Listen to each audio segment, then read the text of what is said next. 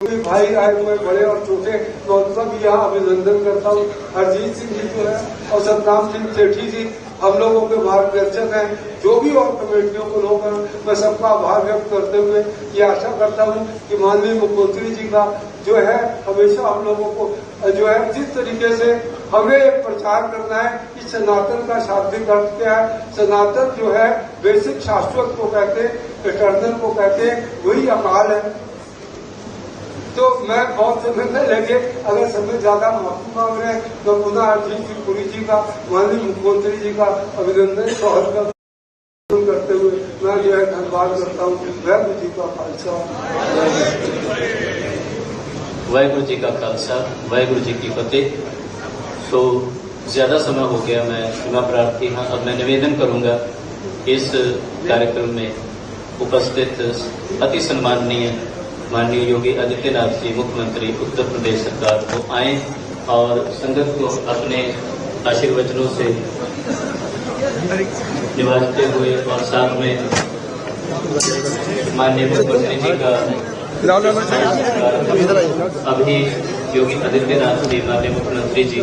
5 प्यारे साहिबान का सम्मान कर रहे हैं, जिन्होंने इस यात्रा में दिल्ली से प्रारंभ होकर फरीदाबाद, आगरा,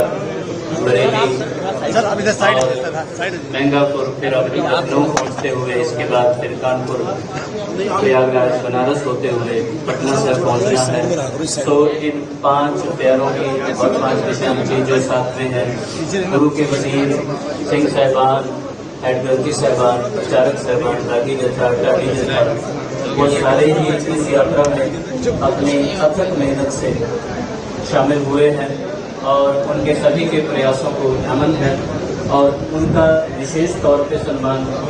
योगी आदित्यनाथ जी द्वारा किया जा रहा है। इससे पहले श्रोताओं भारत भी दिए गए और माननीय मुख्यमंत्री जी द्वारा सम्मानित किए। तो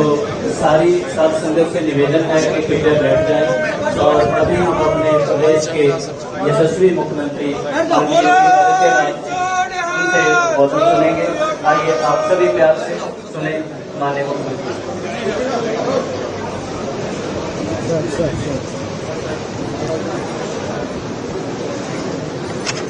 भोले के जो मार्गदर्शक हैं और जिनकी प्रेरणा से ये यात्रा और इस पूरे कार्यक्रम के साथ हम सबको जोड़ने का अवसर प्राप्त हो रहा है, ऐसे केंद्रीय मंत्री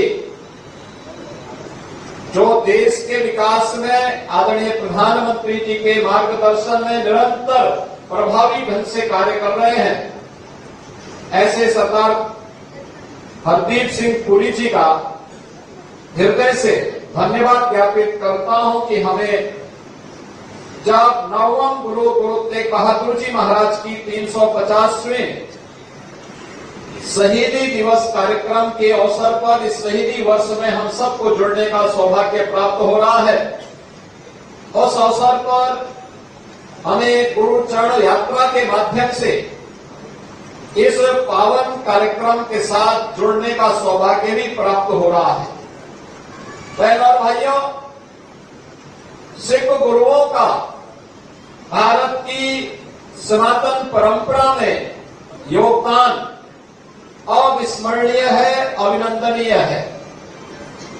गुरु नानक देव जी से लेकर के गुरु गोविंद सिंह जी महाराज और उनके 4 साहबजादों का बलिदान भारत के इतिहास को एक नई प्रेरणा प्रदान करता है। आप याद करिए, पिछले लगभग 250 वर्षों से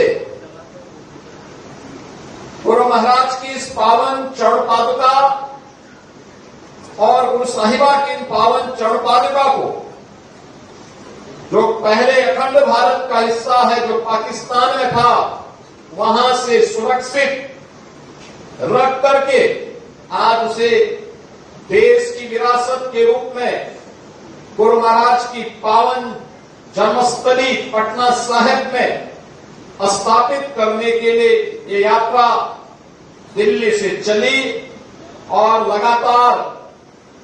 अपनी यात्रा के अलग अलग पड़ावों में आपने देखा होगा किस प्रकार का उत्साह का वातावरण है हर व्यक्ति अपनी इस विरासत पर गौरव की अनुभूति करते हुए इसके साथ जुड़ने के लिए उत्सुक है। इस यात्रा के माध्यम से हमें भारत की गुरु परंपरा और सिख परंपरा पर गौरव की अनुभूति करने का एक अवसर तो प्रदान करता ही है, हमें एक नई प्रेरणा भी प्रदान होती है कि त्याग और बलिदान पर लिखी हुई कोई भी इतिहास की वह कथा